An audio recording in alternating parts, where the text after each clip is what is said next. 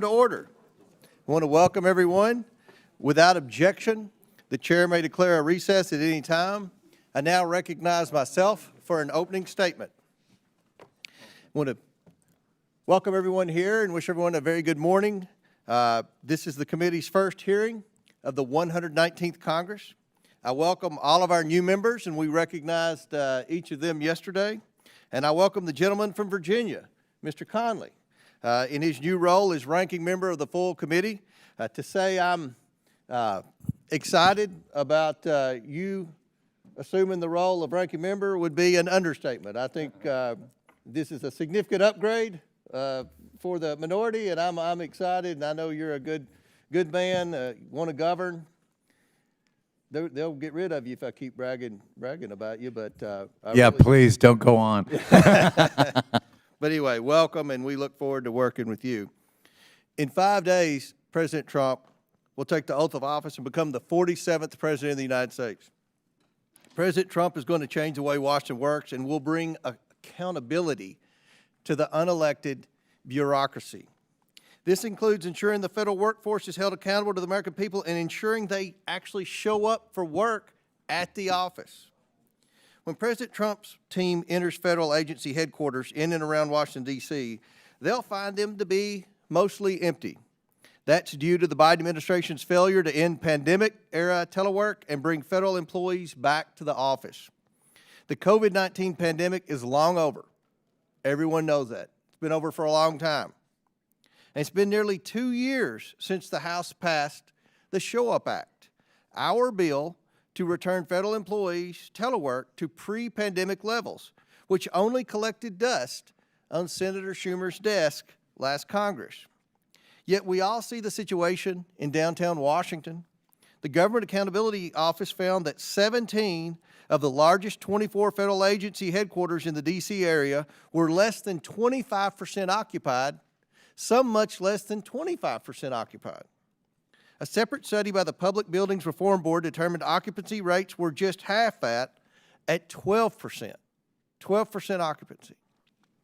The federal government is the largest employer and office space occupant in D.C. Taxpayer money is being wasted to lease and maintain all that expensive, empty office space. The resulting lack of foot traffic in the city is also economically devastating for the district, as D.C. Mayor Muriel Bowser has testified. To be clear, since the height of the pandemic, much of the federal workforce has gotten up and gone to work every day. This, for example, includes those working in veterans hospitals, patrolling the border, and performing other law enforcement functions. But the Biden administration's own data shows that the vast majority of federal office workers around the nation remain at home either some, most, or all the time. In fact, nearly 228,000 employees work entirely from home. The majority of the Department of Education staff now consists of remote employees who never come to the office. And that's just the official data.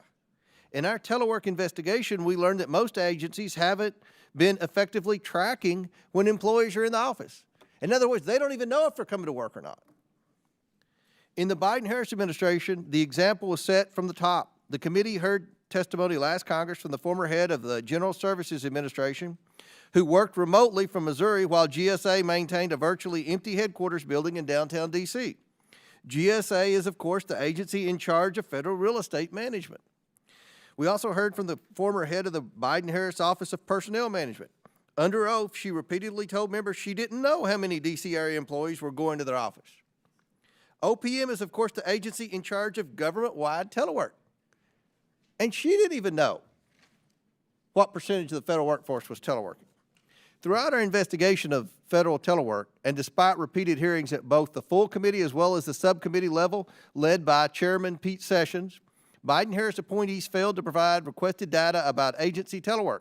They don't know the impact massive telework has had on agency mission achievement or citizen services. They have no idea.